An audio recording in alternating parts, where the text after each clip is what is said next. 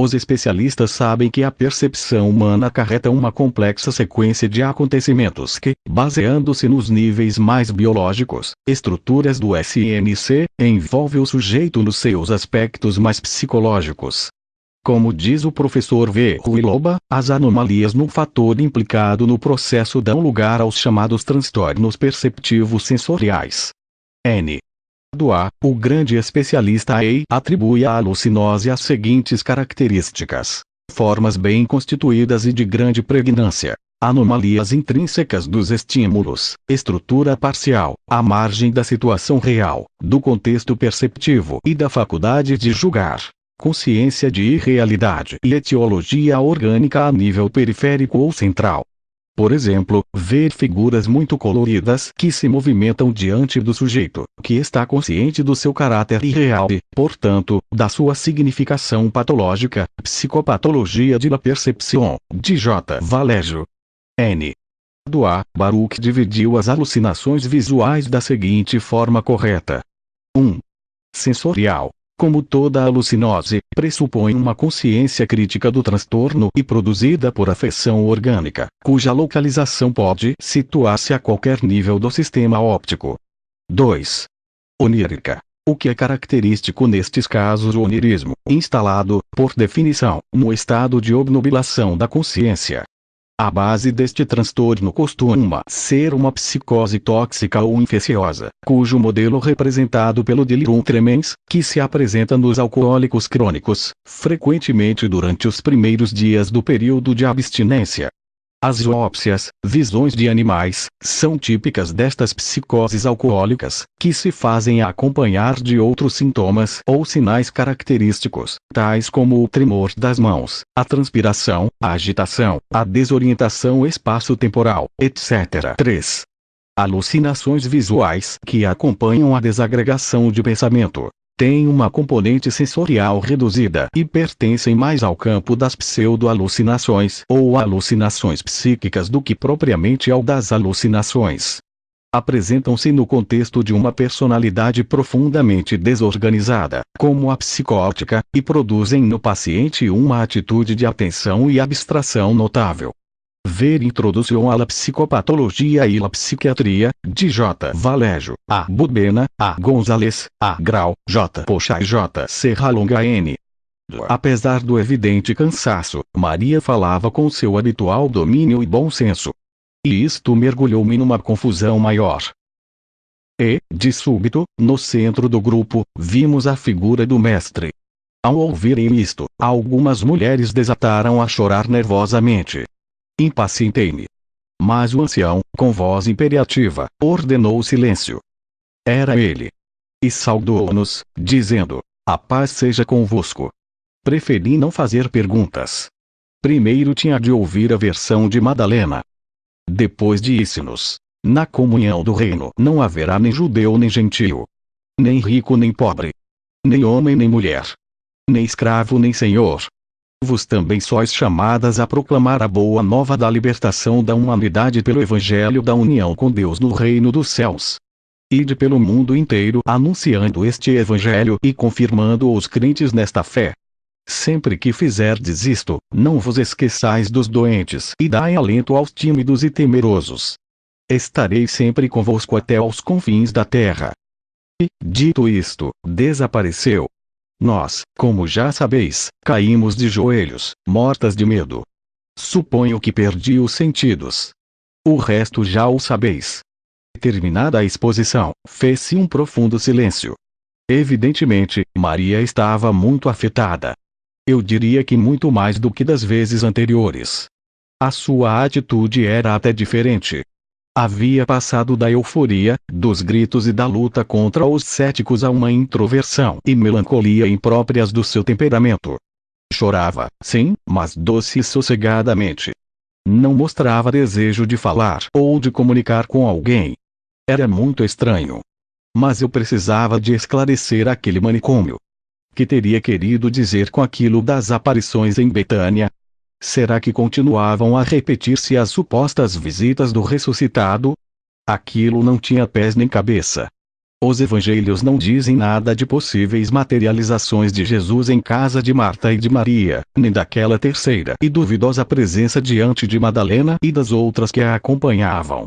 É claro que também nesse aspecto eu não confiava nos evangelistas. Se Maria e as outras não estavam mentindo e não eram vítimas de uma alucinação, as palavras do Filho do Homem, e o fato em si de se fazer ver só por mulheres, eram sumamente interessantes e significativos. Repito, se fosse verdade a presença do Rabi, a confirmação do papel das mulheres na pregação do Evangelho do Reino fora escamoteada pelos homens. Assim, clara e categoricamente. E não era de estranhar, dado o secundário, quase infantil e menosprezado lugar das mulheres na sociedade de então e dos séculos seguintes. Eis um testemunho que, se houvesse sido publicado, talvez tivesse alterado os esquemas estreitos, mesquinhos e machistas das igrejas em relação às mulheres. Desta vez respeitei o silêncio de Maria. E, pegando no braço de José, saímos da casa. Eram muitas as perguntas que eu lhe queria fazer. A minha pressa desapareceu. O rumo inesperado dos acontecimentos daquele agitado domingo fez com que eu me esquecesse temporariamente dos planos da missão. Se as supostas novas aparições fossem reais, o que interessava a localizar e seguir os pastores de Emaús? Jesus de Nazaré era capaz de se apresentar no lugar menos esperado. Tinha de manter os olhos bem abertos. Deixar-me guiar pela intuição e, naturalmente, tentar reconstituir aquela charada. Passeamos durante muito tempo sob o teto de cedro trabalhado dos claustros. As mulheres, mais sossegadas, continuavam com os seus cânticos. Um criado veio ter conosco, oferecendo-nos uma deliciosa e reconfortante taça de vinho tinto doce, aromatizado com mel. A verdade é que o bom José não soube dar-me muitas explicações sobre o assunto de Betânia. Estava ocupado noutras tarefas quando, por volta das 4:15 dessa tarde, os criados lhe anunciaram a visita de Maria Madalena. Vinha de casa de Marta e Maria, na pequena aldeia do leste.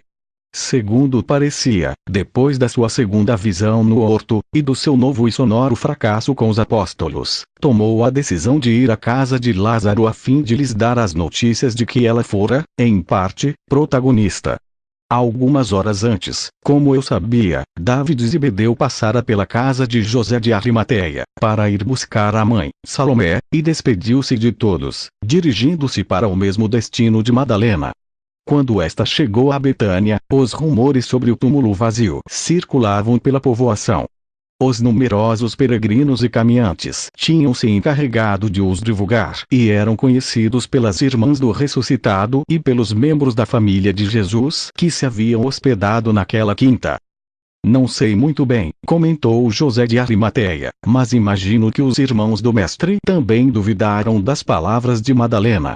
O fato é que, por volta da hora sexta, mais ou menos meio-dia, quando Maria conversava com os de Betânia, aconteceu outra vez.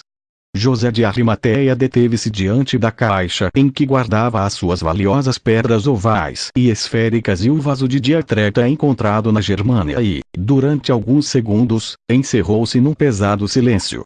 Depois, como que tentando convencer-se a si próprio, murmurou: mas nessa ocasião não foi visto por mulheres assustadiças. O ancião, com grande surpresa minha, terminou o seu curto relato, por sua vez tomado do de Madalena, informando-me que a testemunha dessa aparição, a terceira, segundo a minha contabilização, tinha sido Tiago, um dos irmãos do Nazareno. Este fato ainda confundira muito mais José de Arimateia. De fato, Tiago era um homem muito sensato e correto. Maria, apesar da sua natural loquacidade, mostrara-se um pouco indecisa quando teve de descrever a visão. Pelos vistos, acrescentou José, o encontro com Jesus foi muito particular. A segunda visão de Betânia, sempre segundo o ancião, teria ocorrido algumas horas depois. Passava da hora nona, mais ou menos 15 horas. José falava por ter ouvido dizer, como no relato anterior. Mesmo assim, este quarto acontecimento, considerado apenas cronologicamente, parecia tê-lo afetado tanto ou mais que o de Tiago. A razão era muito simples. Essa nova aparição do Filho do Homem, também na casa de Lázaro, fora compartilhada por Marta, Maria, a família do Galileu e por David Zebedeu e sua mãe, que, segundo parecia, acabavam de chegar à aldeia. Eu conhecia um pouco o caráter frio e sóbrio do chefe dos Correios e compreendi, tal como um meu amigo, que David não era pessoa fácil de enganar ou sugestionar. O fato deixou-me perplexo. Ao interessar-me pelas circunstâncias desta última presença e pela possível mensagem de Jesus, o ancião encolheu os ombros. Maria Madalena, que também presenciara o incrível acontecimento, quase não se tinha referido a ele. Santo Deus! O labirinto começava a tornar-se um pesadelo. Madalena, nesse caso, vira e ouvira o ressuscitado 4 vezes. Depois estavam aqueles homens, Tiago e David, dignos de toda a confiança. E as minhas convicções sobre o fenômeno das aparições começaram a desmoronar-se. Já não estava tão seguro de tudo ser pura imaginação, fruto da neurose de mulheres emocionalmente perturbadas ou simples alucinações individuais ou coletivas. Confesso honestamente, a minha mente, em branco, negou-se a raciocinar. Talvez fosse melhor assim. A única coisa que, suponho, me animou a continuar naqueles momentos difíceis e confusos foi o rígido sentido da minha educação militar. Agora, mais do que nunca, tinha de conservar a calma e a frieza. É claro que era obrigatória a minha ida a Betânia. Embora figurasse no programa do Cavalo de Troia, decidi antecipá-la. Os encontros com David e com o irmão de Jesus eram vitais. Estava decidido a pôr em ordem a teia de arame que me envolvia e, graças aos céus, o conseguiria. Mas antes, ainda teria de aguentar mais sustos. Suponho que foi uma falha da minha memória. Nunca me tinha acontecido. E embora não entre nos meus cálculos justificar-me, aquele lapso e o que me aconteceria pouco depois, quando estava a ponto de entrar no cenáculo, foram totalmente alheios à minha vontade.